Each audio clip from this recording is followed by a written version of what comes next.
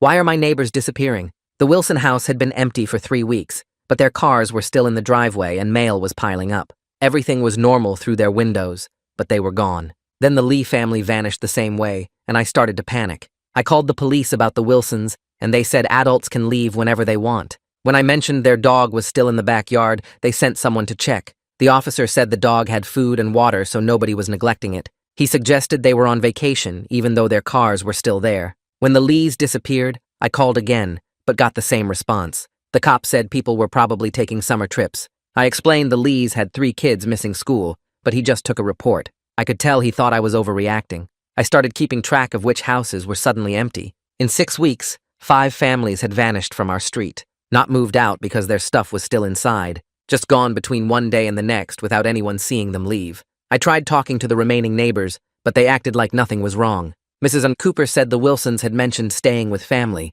but I'd talked to Wilson the day before he vanished, and he'd said nothing about any trip. He'd been planning to resurface his driveway. I bribed the mailman for info, and he said 5 families had put indefinite mail holds all within the same month. They'd used the same forwarding address that turned out to be a P.O. box 3 towns over. When he'd questioned it, his supervisor told him not to worry about it. I drove to that P.O. box and watched it for a full day. Nobody came. The postal worker said it was rented 6 months ago, but she'd never seen anyone use it. The name on the rental was just initials that didn't match any neighbors. Every family that disappeared had been to the same community meeting at the library 2 months before vanishing. I'd skipped it, but my wife Elise remembered the Wilsons mentioning it. The library had no record of any meeting even though I'd seen cars in the parking lot. The Wilsons' trash hadn't been picked up, so I went through it. There were receipts for camping equipment and bulk food, hundreds of dollars on supplies for living somewhere remote. Also, library books about communal living that were now overdue. Mr. Torres started acting different after the others disappeared.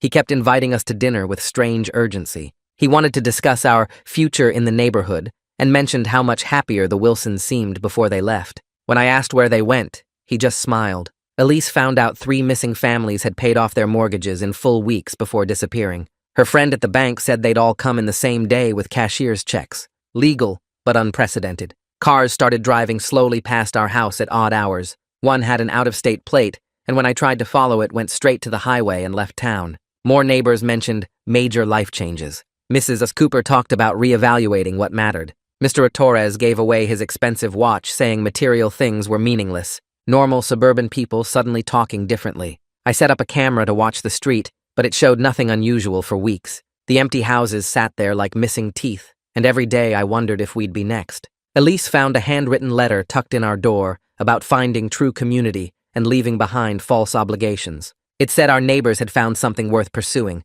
There was a phone number, but when I called it, just rang. The remaining neighbors stopped making eye contact. They'd have hushed conversations that ended when we approached. I saw Mrs. Cooper burning photo albums in her backyard. When I asked what she was doing, she said she was letting go of the past. Then Mr.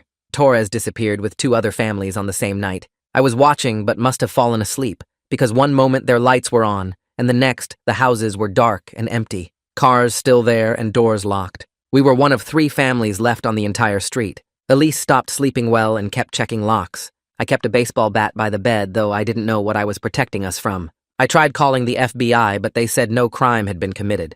Adults are free to leave. Dozens vanishing from one neighborhood wasn't illegal, just unusual. They suggested testing the water, but results showed nothing wrong. 2 more families left then, just us and the Millers. They stopped answering their door and kept curtains drawn. Then one morning their house was empty too, and we were alone. The silence was the worst part. No kids playing, or lawn mowers, or cars starting. Just quiet except for the Wilsons' dog still barking at nothing. Elise wanted to leave, but I needed to know what happened. Then one night, Elise woke me because she heard something outside. The entire street was full of people walking toward our house. I recognized all of them immediately. The Wilsons and Lees and Torres family and dozens of others who'd vanished over the months, all in white robes walking in perfect synchronization. They stopped in front of our house and stood completely still, just staring at our windows in complete silence. I grabbed my phone and started recording through the window, while Elise snatched it back to call 911. My hands were shaking, but I forced them steady and zoomed in on faces I knew. There was Wilson standing in the front row with that blank stare,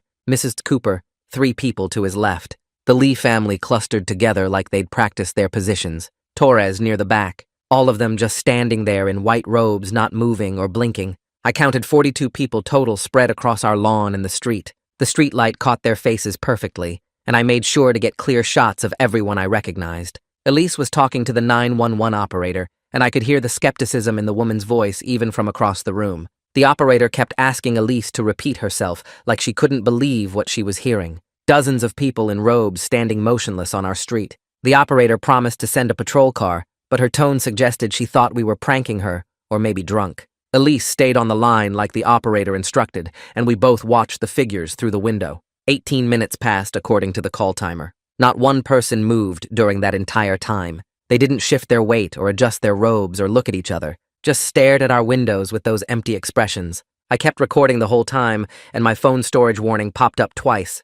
I deleted old photos to make room because this footage was the only proof we'd have. The Wilsons' dog was barking nonstop from their backyard, and the sound made everything feel more wrong. Red and blue lights finally appeared at the end of the street, and the moment the patrol car turned onto our block, every single robed figure turned and walked away. Not ran, not scattered in panic. They turned in perfect unison like synchronized swimmers and walked calmly in different directions. Some went between houses, others walked down the street.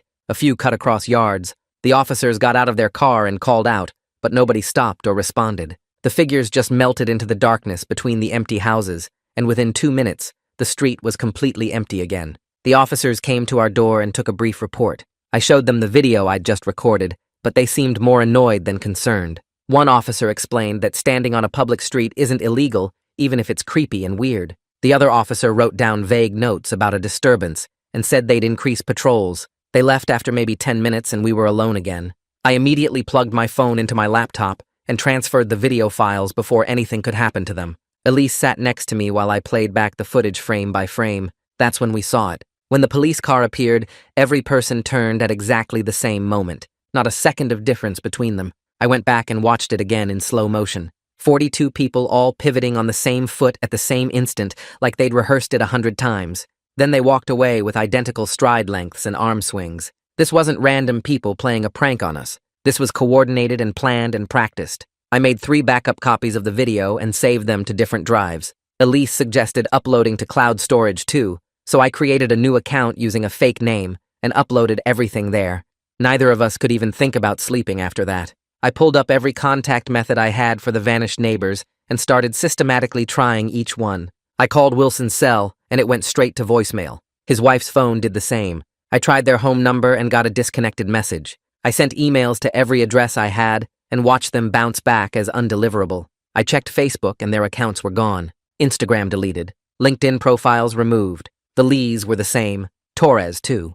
Mrs. Cooper's account still existed, but she hadn't posted anything in 2 months and didn't respond to messages. I tried the other vanished families and got the same results across the board. Every phone number dead, every email bouncing, every social media account either deleted or abandoned. Someone had systematically erased their online presence, or they'd done it themselves before disappearing. The sun started coming up around 6, and I went to get the newspaper from the porch. That's when I saw the flyer tucked into our front door. White paper with a hand-drawn symbol that looked like a circle with lines radiating outward. The text was handwritten in neat block letters about finding true community beyond material attachments. It talked about shedding false obligations and discovering authentic connection. The same kind of vague, spiritual language from the first letter we'd received. I brought it inside and photographed it on our kitchen table with a ruler next to it for scale. I took shots from multiple angles and made sure the lighting was good. Then I scanned it at high resolution and added the files to the evidence folder I'd been building on my computer. The folder now had photos of empty houses,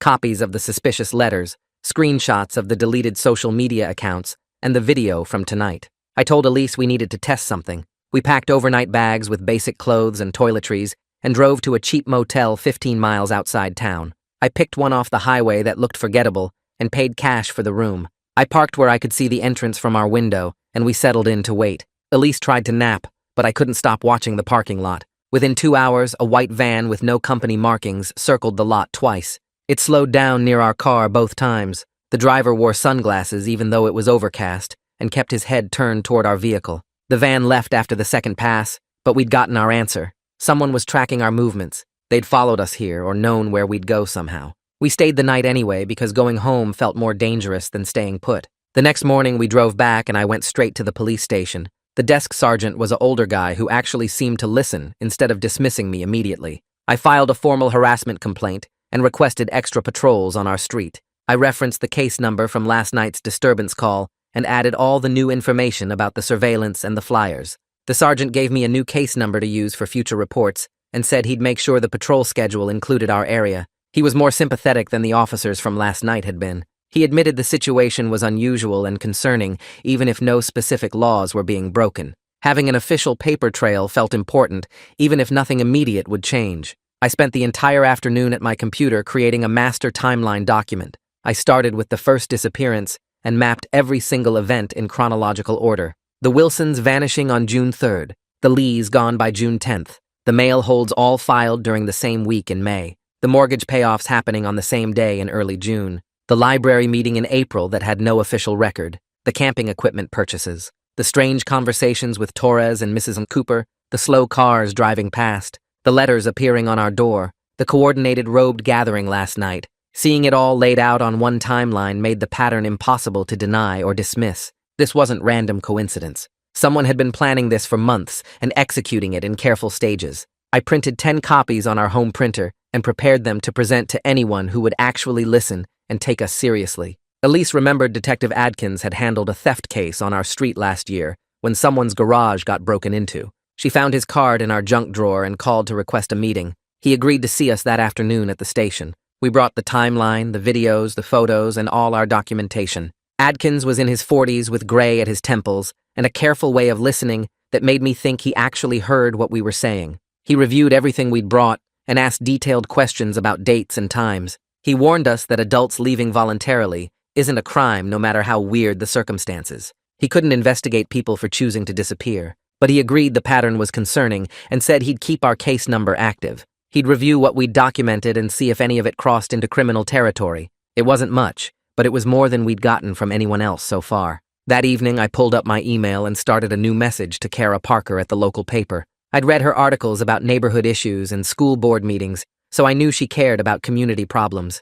I attached every file I had, including the timeline, the photos of the robed gathering, the videos showing the empty houses, and copies of all the police reports. I explained everything in the email body, starting from the first disappearance and ending with last night's meeting with Detective Adkins. I hit send at 7:30 and didn't expect to hear back for days. My phone buzzed 40 minutes later with her response saying, "This sounded really concerning," and asking if we could meet tomorrow to talk more. Having someone with actual authority take us seriously felt like the first real progress we'd made in months. Elise read the email over my shoulder and squeezed my hand without saying anything. The next morning, Elise called Madeline from the bank while I was making coffee. Madeline was the one who'd first told Elise about the weird mortgage payoffs back when 3 families paid off their houses on the same day. Elise put the call on speaker, and Madeline's voice sounded nervous when she answered. She agreed to meet for coffee that afternoon and admitted she'd been worried about the pattern she noticed, but hadn't known who to tell. Her bank's compliance department had flagged the clustered cashier's checks as odd, but her manager told her not to make a big deal about it. She said she'd bring copies of what she could share without breaking privacy rules. We met Kara at a coffee shop near the paper's office. She was younger than I expected, maybe early 30s, with a notebook already open when we sat down. She asked detailed questions about dates and took notes on everything. When I showed her the video of the robed figures, she watched it 3 times without saying anything. Then she mentioned we should talk to Gita Wong, who helped people leave cults and high-pressure groups. Kara said Gita had consulted on a story she'd written last year about a different organization. She gave us Gita's office number and said she'd let Gita know we might call. I called Gita that afternoon and she had an opening the next day. Her office was in a regular building downtown with other therapists and counselors. Gita was in her 50s with gray hair and a calm way of talking that made me feel less crazy. She listened to our whole story without interrupting and then started teaching us practical stuff right away. She explained how to document everything with dates and times and witnesses. She showed us how to recognize when pressure was getting worse and what signs meant we should leave immediately. She talked about safety planning like it was completely normal, which somehow made me feel better. She said groups like this usually followed predictable patterns, and knowing what to expect would help us stay ahead of them. Gita told us to upgrade our home security right away. She said visibility and documentation were our best protection because these groups usually avoided anything that created clear evidence. We spent the next 2 days installing new floodlights that lit up our entire yard. We moved the cameras to cover every angle and got rid of all the blind spots. I bought external hard drives and started backing up all the footage to drives we kept at Elise's office across town. Actually doing something instead of just watching and worrying helped me feel less helpless. The fear was still there every time I looked out the window,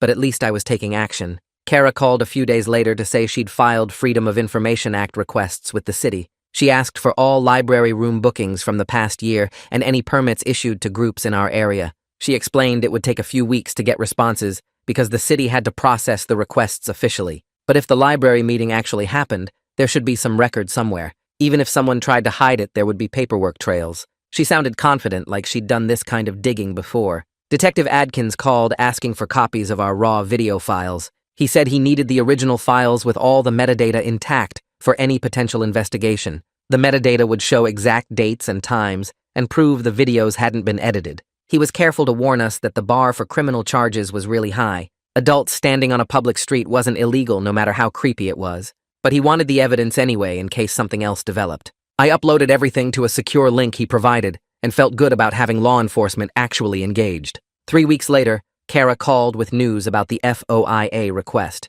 The library's official response said they had no record of any meeting on the date in question. But Kara kept pushing and talked to different staff members until someone admitted the truth. After hours, access had been granted to a third party through an informal arrangement that never got logged in the system. The library director had approved it as a favor without following normal procedures. This confirmed the meeting actually happened, but someone deliberately kept it off the books. Kara said this was the kind of detail that made the whole story more credible. I spent an entire Saturday searching the state nonprofit registry online. I went through pages of results trying different search terms and combinations. Finally, I found an organization with initials that matched the ones on the P.O. box rental. It had been registered 6 months before the first families disappeared. The stated purpose was something vague about promoting sustainable communal living and building intentional communities. The registered agent was a lawyer in the next county. I printed out everything and added it to our evidence files.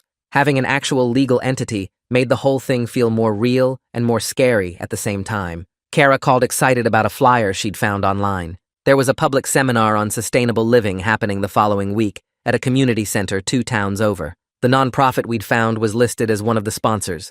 We decided to go and just observe from the back to see if we could learn more. When I told Gita about the plan, she warned us to stay in public areas the entire time. She said to leave immediately if anyone made us uncomfortable or tried to separate us. She made us promise to the park where we could see our car and to have our phones ready to call for help. The seminar was on a Tuesday evening in a community center meeting room. We got there early and sat in the back row near the door. About 40 people showed up, and I recognized at least 6 of them as vanished neighbors. Mrs. Cooper was there looking healthier than I'd seen her in years. The presentation was all about simple living and reducing stress through community connection. It sounded nice on the surface, but there was something off about how everyone nodded at the exact same moments. During the break, Mrs. Cooper spotted us and walked over with a smile that was too bright. She said it was nice to see us, but suggested we weren't ready for this information yet. She said we should leave and come back when we'd had more time to think. 2 other people moved to stand near the exit, blocking our way out. I stood up and said we were leaving right now. The 2 people stepped aside after a long pause but watched us all the way to our car.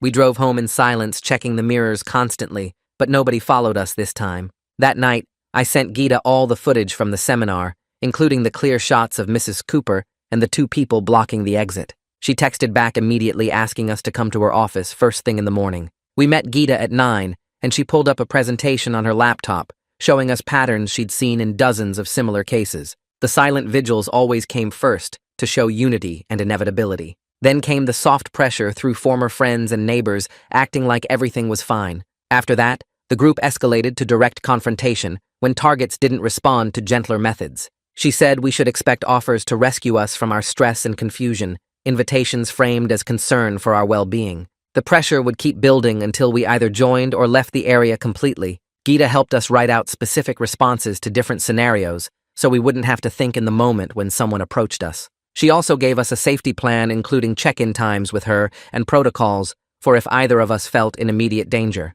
2 days later, Detective Adkins called while I was reviewing our security footage for the 100th time. He'd spent his personal time researching stalking statutes and thought we might have a case if we could identify specific individuals making repeated unwanted contact. The law required proving a pattern of behavior directed at specific victims by identifiable people. He needed names and faces from our footage so he could run background checks and establish who was actually part of the organized group versus random attendees. I spent the entire afternoon going through every video file we had and creating a document with screenshots and timestamps. I identified 11 people who appeared multiple times in different contexts, including the night vigil, the seminar, and driving past our house. I sent everything to Detective Adkins with detailed notes about when and where each person had appeared. The next morning, Animal Control showed up at the Wilson house to finally remove their dog after the hold period expired. I watched from my window as Larry Rutledge, the officer, spent extra time with the dog, checking him over carefully and taking photos of the backyard conditions.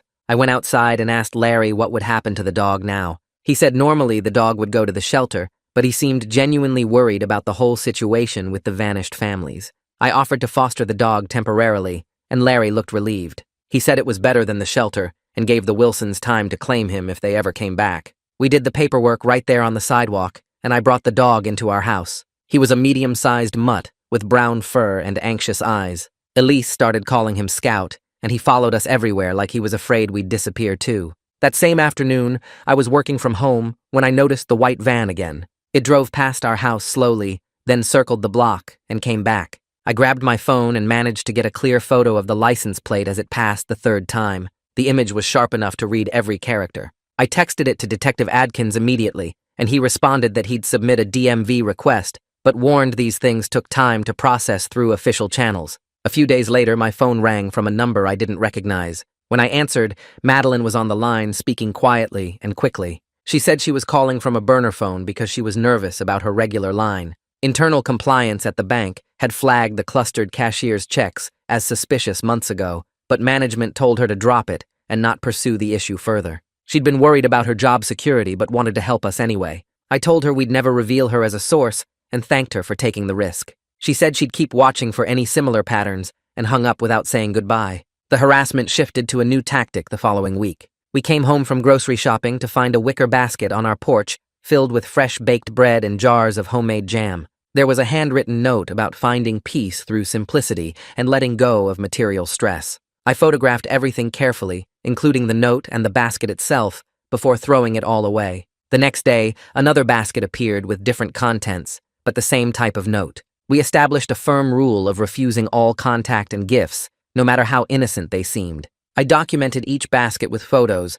and added them to our evidence files. Gita suggested we file for a temporary restraining order, using all the documentation we'd gathered. We spent a morning at the courthouse filling out forms and attaching our evidence packet. The hearing was scheduled for 2 weeks later. When we finally stood before the judge, he reviewed everything carefully, but ultimately denied the order. He explained we couldn't name specific respondents, only describe a group, and the law required identifying the individuals we wanted restrained. The setback hit hard, and I felt my frustration building. Gita reminded us afterward that documentation was building a case, even when immediate relief wasn't available. She said judges needed overwhelming evidence and specific names before they'd act. That same week, Kara called sounding shaken. She'd received a certified letter from the nonprofit's lawyer threatening a defamation lawsuit if she published anything about them. The letter was formal and aggressive, listing various legal consequences. Kara met with her editor, who agreed to let her continue if she could verify every single fact through multiple sources. She couldn't rely on anonymous tips or single-source confirmations anymore. Kara spent the next week re-interviewing everyone who'd talked to her and tracking down additional sources. She reframed her entire article as consumer protection reporting about high-pressure recruitment tactics, without naming the specific nonprofit. She focused on documented patterns like the coordinated mortgage payoffs and the off-book library meetings. Every fact had to be verified through public records or multiple independent witnesses. The article was getting stronger, even though it was taking longer. Elise and I decided to take a day trip to the county records office to see what property information we could find. We spent hours searching through deed records and tax documents. Finally, we discovered the nonprofit had purchased 3 separate rural parcels over the past 8 months. The total was 40 acres spread across 2 adjacent properties. The land was remote and undeveloped, perfect for building some kind of compound or communal living situation. We printed out all the documentation, including property maps and purchase prices. The timing lined up perfectly with when families started disappearing from our neighborhood.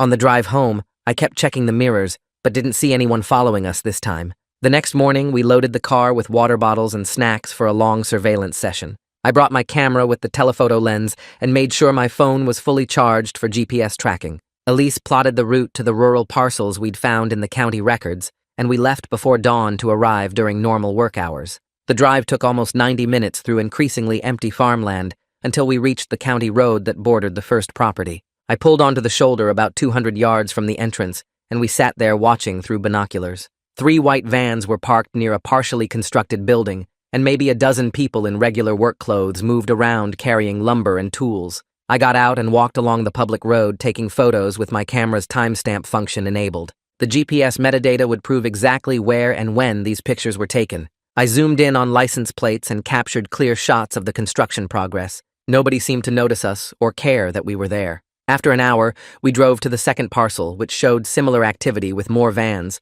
and what looked like foundation work for additional structures. I documented everything the same way, and we headed home feeling like we'd finally gathered solid evidence of where the group was building their compound. About 20 minutes into the drive home, I noticed a dark sedan 3 cars back that seemed to match our speed exactly. When I changed lanes, it changed lanes. When I took an exit to test whether it would follow, the sedan stayed with us. My hands got sweaty on the steering wheel, and I told Elise to write down the license plate. She pulled out her phone, but the car stayed far enough back that she couldn't read the numbers clearly. I drove the speed limit and took our normal route home, while the sedan maintained its distance the entire way. It only broke off when we turned onto our street, and I watched it continue past in my mirror. As soon as we got inside, I called the non-emergency police line and filed another report about being followed. The dispatcher took down all the details and added it to our growing case file. She told me an officer would increase patrols in our area, but I could tell this was just procedure. Still, every report added to the pattern we were documenting.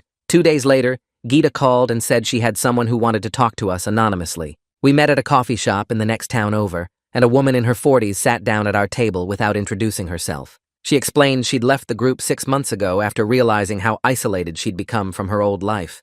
The silent displays we'd witnessed were called invitation nights, and they were meant to show unity and inevitability. New recruits were told that resistance only delayed the inevitable joining. She described intense love bombing at first, where everyone was incredibly welcoming and supportive. Then gradually, contacts outside the group were discouraged, and members were encouraged to simplify their lives by selling possessions and paying off debts. By the time people realized how controlled everything was, they'd already cut ties with friends and family who might have helped them leave. She'd gotten out because her sister showed up unannounced and basically dragged her away for a weekend that broke the spell. The woman's hands shook as she talked, and she kept checking the door. She gave us details about the leadership structure and internal rules, but refused to go to police because she was terrified of retaliation. After she left, Gita reminded us that this testimony confirmed everything we'd suspected about how the group operated. Detective Adkins called me at work the following week sounding more engaged than usual. He said he'd been talking to colleagues in adjacent towns,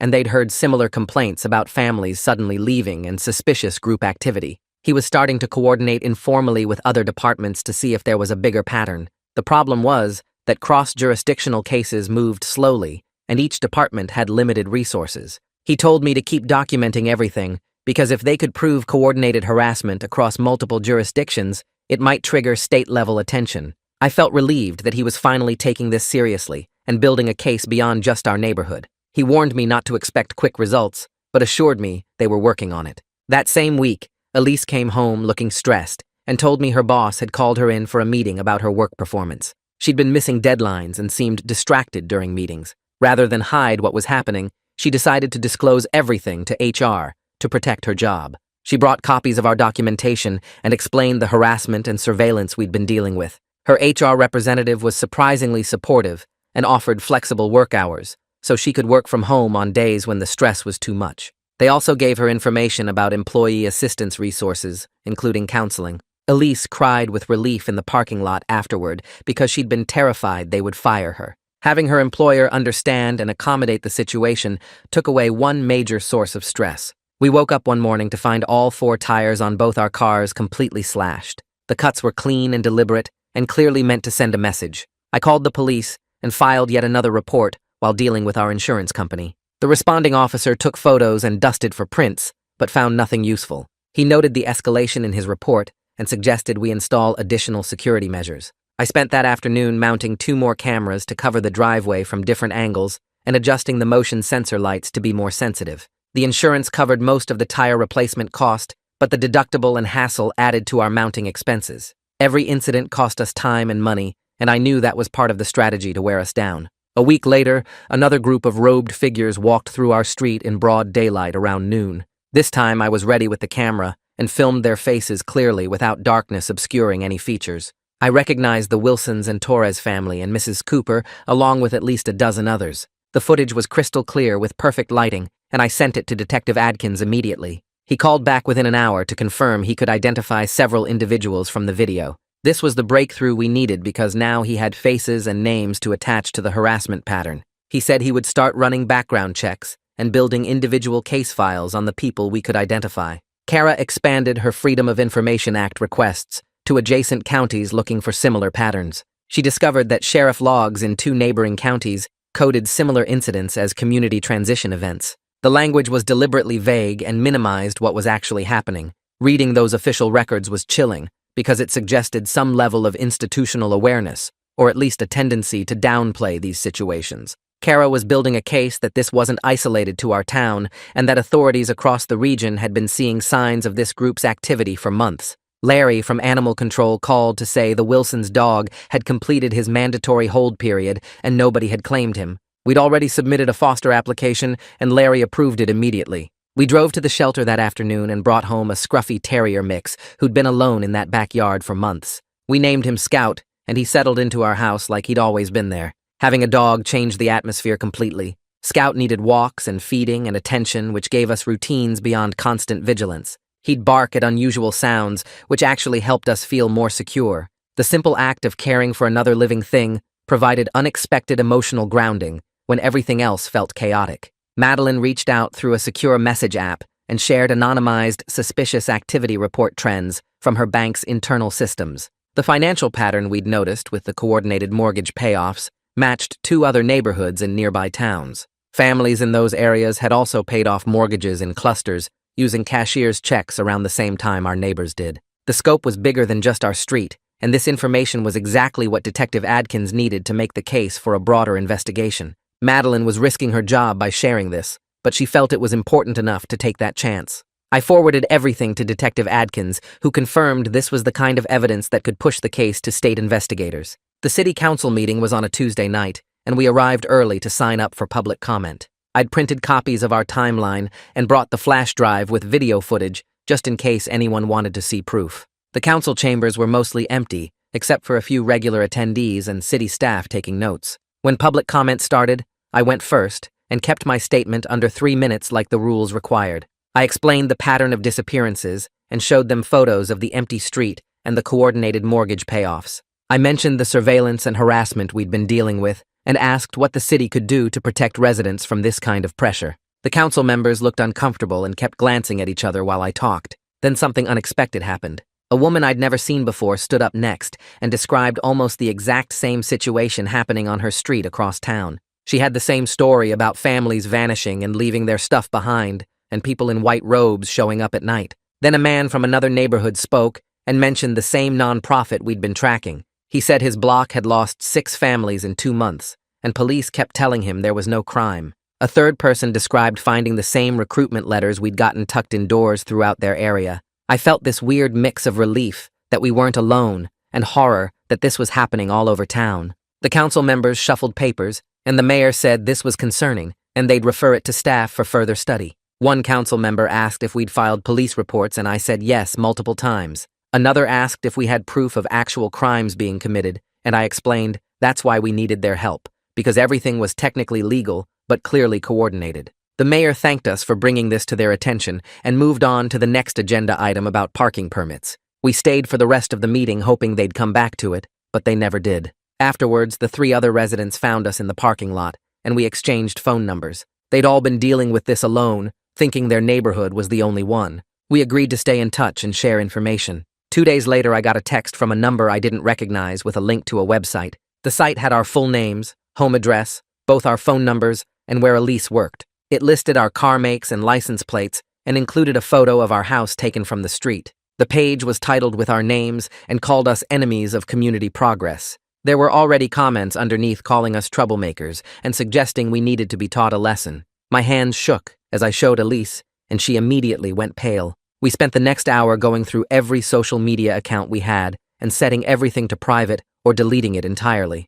I reported the doxing site to the hosting company, but they said it didn't violate their terms of service. We filed another police report, and Detective Adkins said he'd document it, but there wasn't much they could do unless someone made a direct threat. I started screenshotting everything, including the comments that kept appearing. Some were vague warnings about karma and consequences. Others were more specific about how we should watch our backs. Elise called her HR department and explained the situation, and they increased security at her office building and told reception not to give out any information about her. We changed our phone numbers that same day and only gave the new ones to family and close friends. I set up Google alerts for our names so we'd know if more stuff got posted. The feeling of being exposed like that was worse than the surveillance because now anyone could find us. 3 days after that, Elise went to the grocery store alone because we needed food and couldn't keep hiding. She was loading bags into the trunk when a man approached her in the parking lot. She said he had this really friendly smile and started talking about how he'd heard we were going through a difficult time.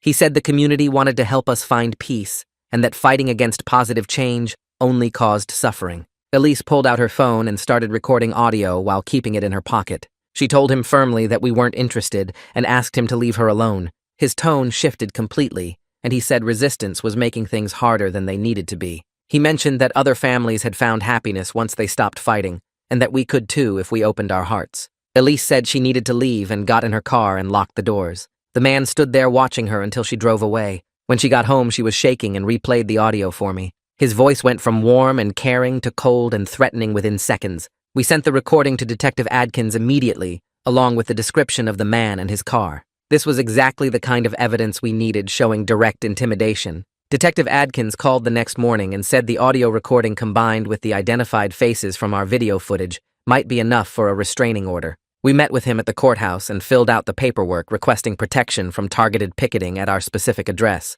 The judge reviewed everything, including the timeline of events and the doxing and the parking lot encounter. She granted a narrow, temporary restraining order against the specific individuals we could identify from the footage. It didn't cover the whole group, but it named about 15 people and prohibited them from coming within 500 feet of our house. The order also specified that any violation would result in immediate arrest, and we could call police for priority response. It wasn't perfect, but having any legal protection felt like progress. We got copies of the order, and I kept one in my car and one by the front door. The nonprofit's lawyer responded fast. Within a week, we got served with a formal complaint, alleging that we were harassing their members and interfering with their religious freedom. The complaint said our surveillance and documentation violated their civil rights and that we were spreading false information about their organization. It demanded we stop filming them and remove all footage from our devices and cease making defamatory statements. Detective Adkins called and said he'd been contacted by their lawyer too and suggested a mediated meeting to try to resolve things.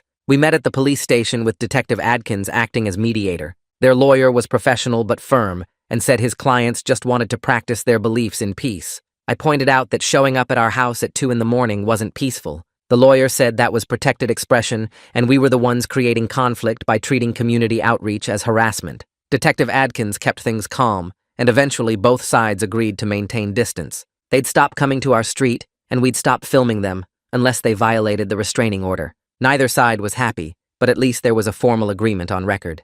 Gita scheduled a safety workshop at the library, focused on recognizing and responding to high-pressure group recruitment. About 20 people showed up, including the 3 residents we'd met at the city council meeting. Gita walked through warning signs like love bombing and isolation tactics and financial pressure. She explained how to document interactions and when to involve police. During the break, we talked to the other attendees and realized at least 8 people in the room were dealing with similar situations in different parts of town. Some had family members who'd joined groups like this. Others had neighbors who'd disappeared. We exchanged contact information and created a group chat to share updates and support each other. Just knowing we weren't alone made everything feel more manageable. One woman mentioned her sister had joined a communal living group 3 months ago and cut off all contact with family. Another man said his entire book club had vanished after attending a weekend retreat. The patterns were consistent across all the stories. Kara's article finally came out on a Sunday morning. The headline focused on recruitment tactics and financial pressure without naming specific individuals or the nonprofit directly. She'd spent weeks verifying every fact through multiple sources, and her editor had lawyers review it before publication. The article described the pattern of families disappearing and the coordinated financial transactions and the pressure tactics used on people who resisted. It mentioned the city council meeting and quoted anonymous sources about similar experiences. The paper set up a tip line for people to report their own experiences, and within hours, they had dozens of calls. Other media outlets picked up the story and by Monday morning the local TV news was covering it. Reporters started calling us, but we declined all interviews on Detective Adkins' advice. The exposure felt validating, but also scary, because now we were even more visible. The newspaper's tip line got a significant call on Tuesday. Someone sent in a photo of a library sign in sheet from 2 months earlier, showing the names of all the vanished families from our street. The list included the Wilsons and Lees and Torres family, and Mrs. Cooper and everyone else who'd disappeared. The photo showed they'd all signed in for a community meeting on the same night. The tipster didn't leave a name, but included a note saying some members were having doubts about the direction things were going. Kara called us immediately and said this was proof the meeting actually happened, and connected all the missing families. She forwarded everything to Detective Adkins, who said this was exactly the kind of evidence that could move the investigation forward. Someone inside the group was cracking and willing to leak information. Detective Adkins brought the library staff in for interviews the next day. One employee admitted that she'd allowed off the books room access in exchange for donations to the library fund. She said a man had approached her months ago offering to make regular contributions if they could use a meeting room occasionally without going through official booking procedures. She thought it was harmless, and the library needed the money. The employee provided bank records showing deposits that matched the dates of the disappearances. The city attorney opened an internal review of library policies, and the employee was placed on administrative leave. Detective Adkins said this established that the nonprofit had been deliberately hiding their activities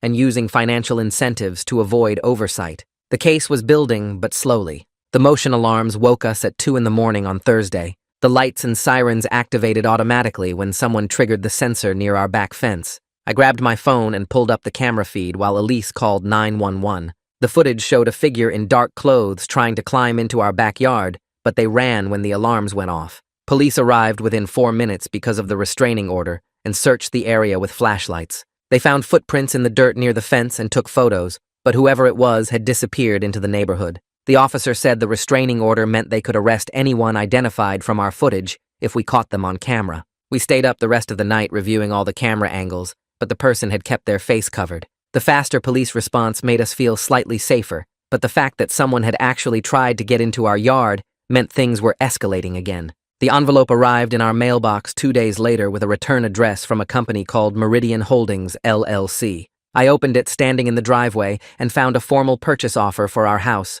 with a number that was about $15,000 above what similar houses in the area had sold for recently. The letter said we had 72 hours to accept and included wire transfer instructions for a quick closing. Elise read it over my shoulder and her hands started shaking. The timing was too perfect right after someone tried to get into our backyard, and the anonymous buyer made my skin crawl. I took photos of every page and called a real estate attorney whose number Gita had given us weeks ago for situations exactly like this. The attorney said she could review it that afternoon if we brought the original documents to her office. We drove there immediately and waited in her lobby while she read through the paperwork with a legal database open on her computer. She came out after 40 minutes and explained that Meridian Holdings was registered in Delaware, which made it harder to trace, but she'd found a connection through their registered agent. The shell company had the same lawyer as the nonprofit that owned the rural property where our neighbors had probably gone. She said this was clearly coordinated pressure designed to push us out quickly, and she advised us to reject the offer completely.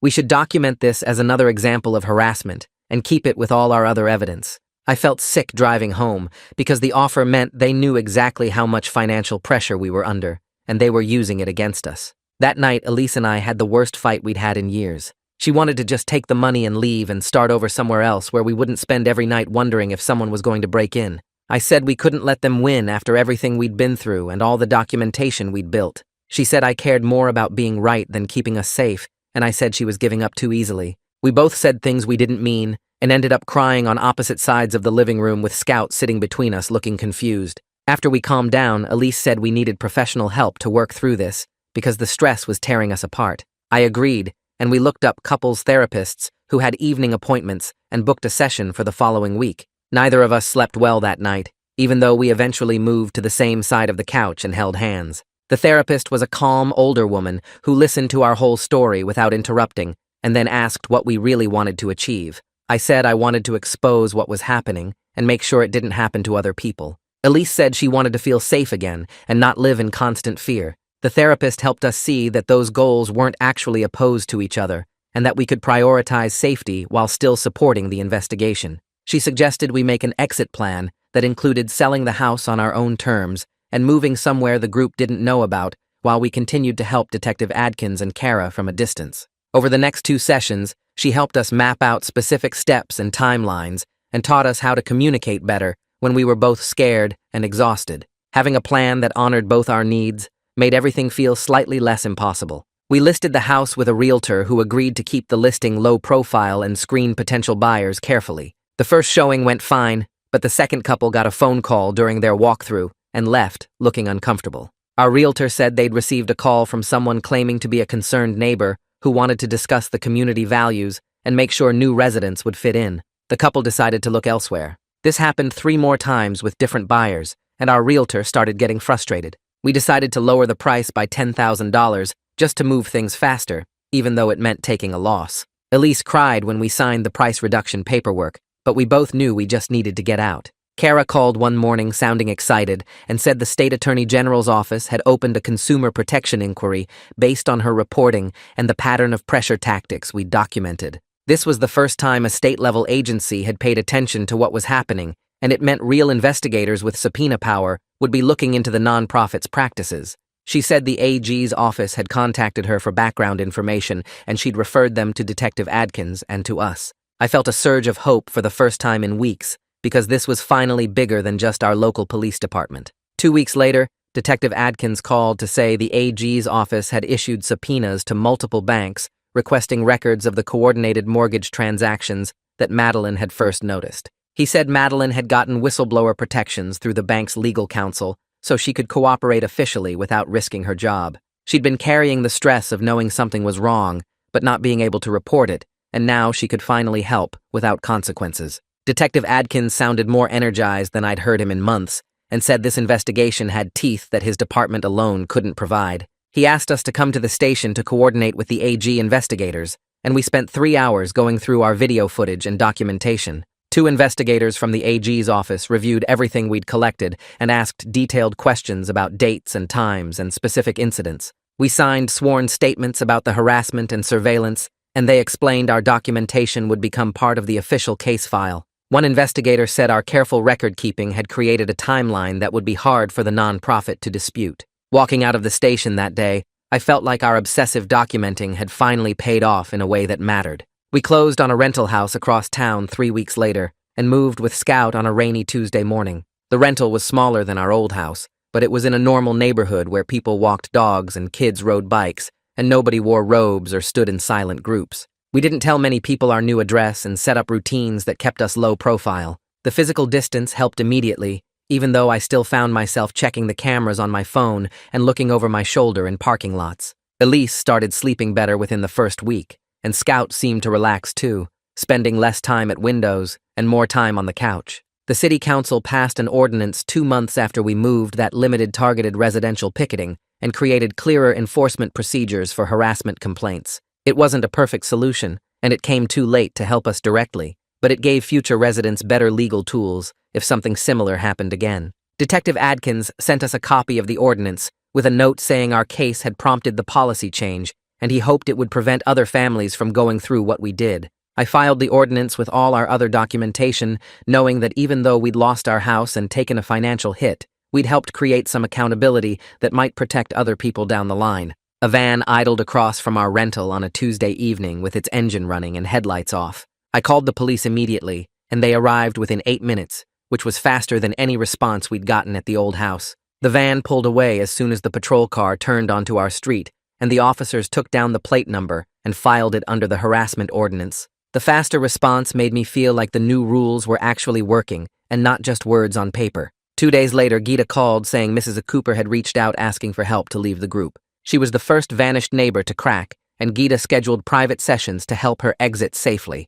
Mrs. Cooper provided details about the internal structure during counseling, explaining how they used rotation schedules for the silent vigils and assigned specific people to monitor anyone who seemed doubtful. She described constant pressure to cut ties with outside family and donate more money for the rural property development. Geeta shared some of this information with us and with Detective Adkins, being careful to protect Mrs. Cooper's privacy while giving investigators what they needed. The Attorney General announced a civil settlement 3 weeks after Mrs. Cooper started exit counseling. The nonprofit agreed to stop targeted picketing at private homes, disclose who sponsored their recruitment meetings, and implement transparency measures for financial donations. It wasn't criminal charges and nobody was going to jail, but it established legal boundaries and gave future victims better tools to fight back. Detective Adkins called to tell us about the settlement before the public announcement, and he sounded satisfied, even though he'd wanted stronger consequences.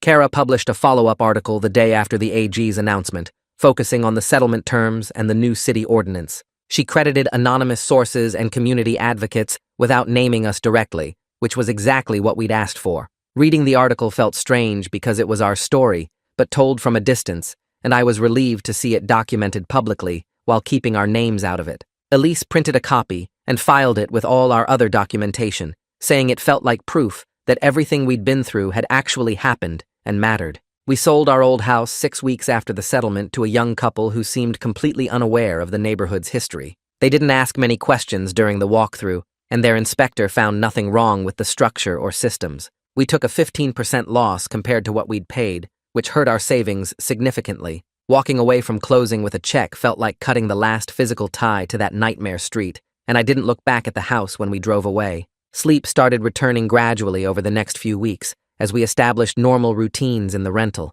We stopped obsessively checking news about the old neighborhood and limited our monitoring to weekly searches instead of hourly ones. Scout helped by demanding regular walks and normal pet care that kept us grounded in present moments instead of past trauma. Elise started sleeping through the night without waking up to check locks, and I stopped keeping the baseball bat next to the bed. We weren't back to how we'd been before any of this started, but we'd found a sustainable baseline that felt manageable. Detective Adkins closed our case file as resolved with conditions 2 months after the settlement. He sent us a copy of his final report, noting the civil settlement and policy changes, and he included a personal note saying our case had helped him develop new protocols for similar situations. He mentioned gaining internal support for taking these types of complaints more seriously instead of dismissing them as neighborhood disputes. His willingness to learn from our case and change department procedures felt like something good coming from all the chaos. We drove past the old street one afternoon when we had errands in that part of town. Some houses had new occupants,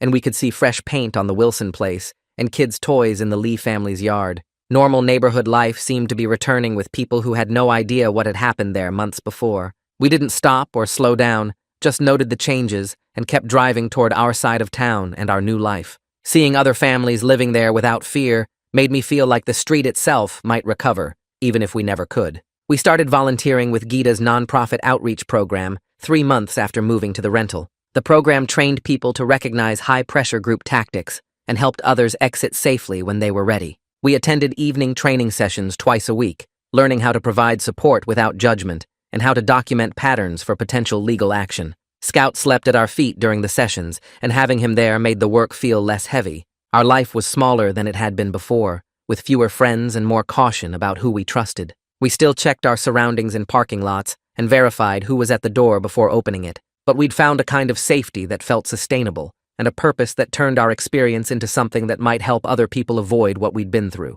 And that's basically how it all went down. Pretty crazy that this stuff actually happens in regular neighborhoods. If you made it through this whole story, might as well subscribe for more. Catch you later.